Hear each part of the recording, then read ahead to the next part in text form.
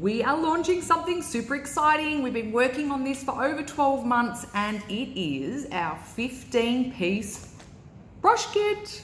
Now, the brushes come in a really handy case. So it's a travel case, or you might just like to keep it like this, or you can use it as cup holders, which is awesome. It's got our beautiful logo on the front and it includes 14 vegan, cruelty-free, beautifully designed brushes. Now they're all numbered as well, so you can refer back to the website what brush does what, or you can use this video as a little bit of guidance as to how you could use your new brushes. So it's a new year, new you, new skin, so hopefully it's a time for you to either wash the brushes that you've got, or if you're looking at investing in some really quality brushes but you don't want too much that's confusing, then this is a perfect place to start. It's just enough for the everyday makeup person that just wants to look glam, but you also want brushes that can do everyday stuff. You don't want to overcomplicate your routine, you just want to have some brushes handy. So this is a really non-complex brush kit for those of you that are just wanting something that's luxurious, it's soft on the skin and obviously not cruel on the animals. So if we get started, we'll go through just whatever brush I get hold of. As I said, they're already numbered on the website, so you can refer to that. Again, there's no rules. You can use your brush for whatever you want, because at the end of the day, everybody's eye shape is different, smaller, larger. You might find one brush suits you better than something else. So we've numbered them and given them names based on what our recommendation is, but as always, you just use the brushes for what you want to use them for. Now, again, they do all have this black top to them and then the white base. So if you've got any skin conditions, you should really wash them each day, or at least use a brush cleaner on a tissue and just sterilize the top of them. If you don't have any skin conditions, then the white here is a good indication that if you're seeing color down there, they really do need a thorough wash with some soap. And just the normal hand soap that you're using at home is completely fine. Wring them out so there's no excess water, and if you can, try and dry them upside down, okay, so you don't rot any of the glue that's sitting in here holding the bristles in place. Okay, so we've got number 2 here. So number 2 can be used as a blush brush, as a bronzer brush. You might already have some of those. You might prefer to use this as a setting powder, so our matte setting powder or oil control powder, you might want to use it for that. So anything in respects to the cheeks, or an all over powder, just for light coverage. It's not going to be good for putting foundation on. So blush, bronzer, possibly your illuminizer or your setting powder is completely fine for this one, number 2. And then you've got here number 1. Okay, so this one's shorter and more dense. When you've got longer bristles and they're a little bit more sparse, you're not going to get as much coverage. So remember that. When you've got shorter, more dense bristles, they're harder to sort of, I suppose, manipulate. Like this one's a lot easier to manipulate. This one isn't as much. You're going to get more coverage and more intensity. So again, you could use this as a blush or a bronzer brush. If you're wanting, you know, more color intensity, it'd be good for the cream blushes as well. You could use it for that. And you could use it for highlight if you wanted to. You could use it for setting powder. But again, this is probably a better brush because it's going to give a lighter coverage. Okay, so a more dense coverage here. Then we've got number 3, which you can see is more of an angled brush. Okay, now I like to use this one particularly for myself as the loose mineral illuminizer, or the loose mineral highlighter. That is, I think, a really good one. Once you put your blush on, you can just put your highlighter on like that and across your forehead. You can go down the nose. It's, you know, skinny enough to do that. It's also a contour brush, so if you're wanting to contour under the jawline, you could use it with a darker foundation color to contour. A bronzer you could contour under here along the jawline into the hairline. So it's also a really good contour brush. Again, up to you what your preference is. Not everybody contours. Okay, we've got number 13, clearly no water here. Number 13, so that's your brow combing brush, okay, which I like to use before and after I've applied my brow dust, and then I also use this as a declumper if I've accidentally put too much mascara on. Okay, so that's a really good brush to have. Okay, what number have we got next? Number 8. Okay, so number 8 is a round dome brush. So you can see it's round, it's not flat like this one.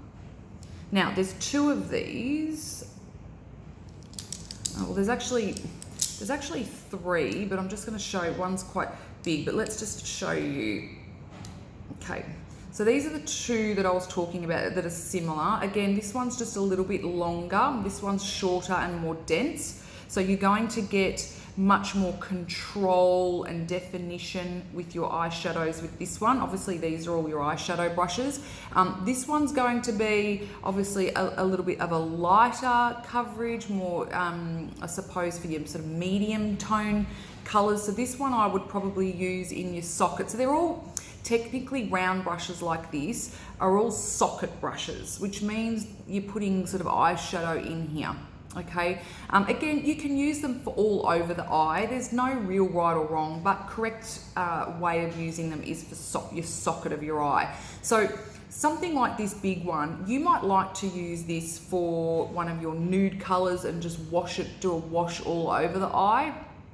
You might want to do it for that, and then you might use this one for say your medium, like your topaz, obsidian, those sort of medium brown or those medium tone colors that are not too dark, that you just want a really nice pretty color. And then you might use this one here for your more dense darker colors where you want real impact. So you would use this one for just right in that socket, maybe down here along the lash line as well. Okay, again, it's about trying to keep these separate and not mixing your colors, because then you're going to be just mixing and everything's going to look a bit wishy-washy and you're not keeping the colors nice and crisp and separate. Personally, I like to keep this real thick one, the long one, I like to keep this as my clean brush, and I often talk about this in my tutorials. I like to get my eye makeup on and then I use this as my clean brush. So when I've got all my colors on, just to help with any sort of definition or getting rid of any lines, I like to use this one as the brush that just gently blends everything together. So I always keep this clean and I keep this as my blending brush, okay? So that's those 2. Obviously you've got your trusty angle brush. Again, you can use this for your brows, with the brow dust. You can use it wet or dry. And in fact, any of the eyeshadow brushes you can use wet or dry. If you put our eyeshadows on with a wet brush, maybe spritz it with the rose water, then it will go on more metallic and intense. If you want to intensify your eyeshadow even further, you might want to put concealer on very lightly on the eyelid, then put your eyeshadow on, and that's going to give real intensity and impact. It'll make the eyeshadows look more shimmery, not glittery, but more of a shimmery sort of look. So again, back to the angle brush, which is number 14. You can use that for your brows. You can use it as an eyeliner brush as well, so completely up to you. You could even use it as a lip brush if you wanted to. All right, so that's that one. Then we've got number 10, okay, and I think, let me find the other one, I think it's number 7. So number 10 and number 7 are really good for, where is it, number 10? I would probably say number 10 is better for your concealing under the eyes.